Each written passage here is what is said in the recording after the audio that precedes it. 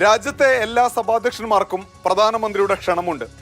April 25-നാണ് കൂടിക്കാഴ്ച എന്നറിയിച്ചെങ്കിലും സമയം പിന്നീട് നിശ്ചയിക്കുമെന്നാണ് വിവരം.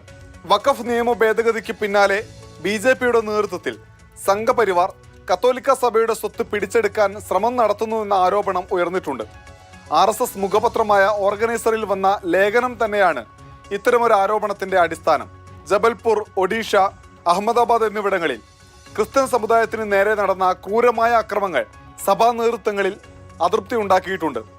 ഈ ഘട്ടത്തിലാണ് വീണ്ടും സഹകരണ സാധ്യതകൾ ശക്തമാക്കാൻ BJP ശ്രമിക്കുന്നത്. ഡൽഹിയിൽ കുരിശിന്റെ വഴിക്ക് ഉൾപ്പെടെ അനുമതി നിഷേധിച്ചത് സമുദായ അംഗങ്ങൾക്കിടയിൽ കേന്ദ്ര സർക്കാരിനെതിരെയുള്ള വികാരം ശക്തമാക്കിയതായും BJP വിലയിരുത്തുന്നു. ഔദ്യോഗിക വസതിയിലെത്തുന്ന സഭാധ്യക്ഷന്മാരോട് പ്രധാനമന്ത്രി വിശദമായി കാര്യങ്ങൾ ചർച്ച ചെയ്യും. ജബൽപൂർ ഉൾപ്പെടെയുള്ള വിഷയങ്ങൾ പ്രധാനമന്ത്രിയുമായിട്ടുള്ള കൂടിക്കാഴ്ചയിൽ ഉന്നയിക്കുമെന്നാണ് ചില സഭാ നേതാക്കൾ പറയുന്നത്.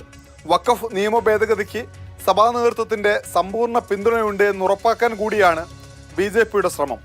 ഡൽഹിയിൽ നിന്ന് അനൂപ് ദാസ്, മാതൃഭൂമി ന്യൂസ്.